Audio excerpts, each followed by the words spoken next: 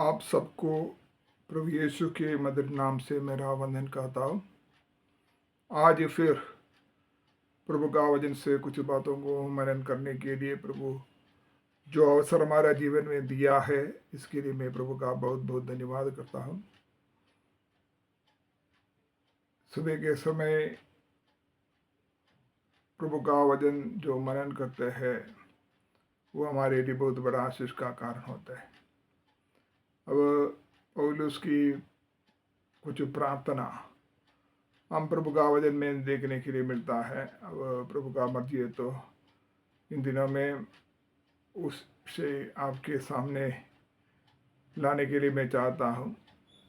पौलुस कलीसिया के विषय में जो चाहते हैं, कलीसिया कैसे आगे बढ़ना है, उसी के लिए पौलुस कलीसिया के लिए कैसे प्रार्थना करते हैं, ये बात हम थोड़ा सा ध्यान रखें और उसी तरह हम भी आगे बढ़ने के लिए आशा रखेगा तो ज़रूर हमारे लिए बड़ा आशीष का कारण होगा। इसलिए आज का मनन के लिए एफेसियों की पत्री पहला अध्याय है, उसका 16 से 19 तक जो आयत है मैं इधर पढ़कर आपको सुना देंगे। तुम्हारे लिए धन्यवाद करना नहीं छोड़ता और अपनी प्रार्थनाओं में तुम्हें स्मरण किया करता हूँ कि हमारे प्रभु यीशु मसीह का परमेश्वर जो मसीह का पिता है तुम्हें अपने पहचान में ज्ञान और प्रकाश की आत्मा दे और तुम्हारे मन की आंखों ज्योतिमय हो कि तुम जान ले कि उसकी बुलाहट की आशा क्या है और पवित्र लोगों में उसी की मिरास की महिमा का दान कैसा है और उसकी सामर्थ हमें जो विश्वास करते हैं कितनी महान है, उसी की शक्ति के प्रभाव के उस कार्य के अनुसार। ये वचन हम पढ़ने वक्त इधर पौलुस की जो प्रार्थना है उसी में पौलुस जो आशा रखते हैं उसी को हम पहचानना बहुत जरूरी है।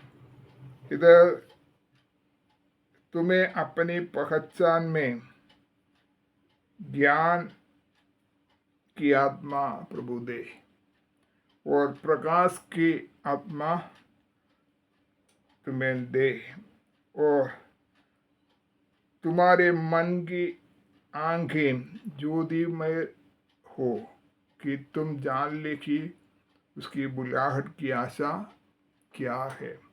तो परमेश्वर के लोगों के विषय में प्रेरित पौलुस ये चाहते हैं आप इस विषय को सही रीति से जाने पहचाने कि प्रभु में हम कैसे आगे बढ़ना है, ठीक है ना। तो इधर प्रभु का वचन में लिखा हुआ इस बात को हम सही रीति से समझना है।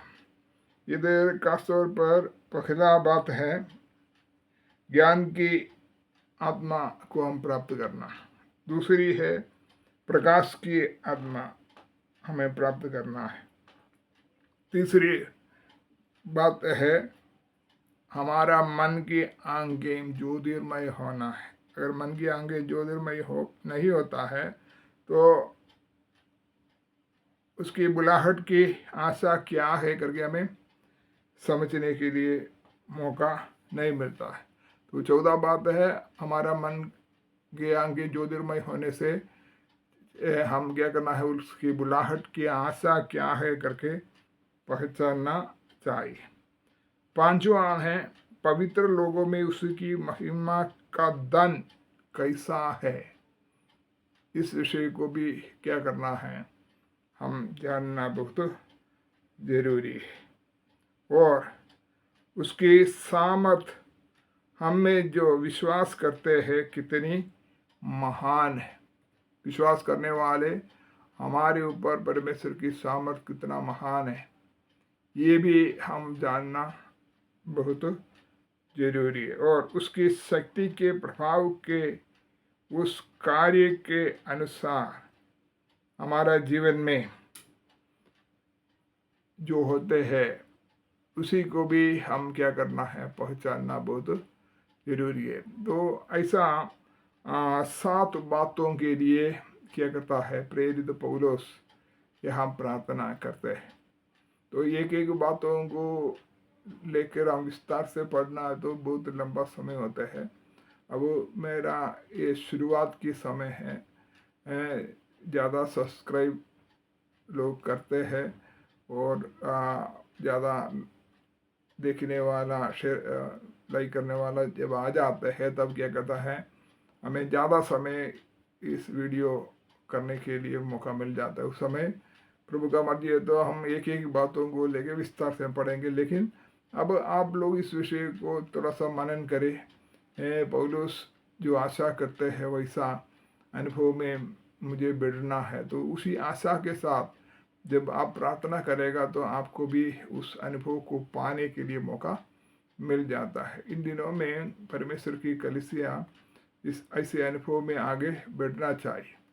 तो हम भी प्रार्थना करें, प्रभु मुझे ज्ञान की आत्मा दे, प्रकाश की आत्मा दे, मेरा मन की आँखें ज्योतिर्मय हो जाए और बुलाहट की आशा क्या है करके सही रीति से जानने के लिए मुझे अवसर दे, और उसी की मिरास की महिमा का धन है वो कितना है, कैसा है, उसी को पहचानने के लिए उसी की सामर्थ्य की बारे में जो उस पर विश्वास करते हैं उन पर प्रकट करने वाला, उसके सामर्थ्य के बारे में भी जानने के लिए प्रभु मौका दे।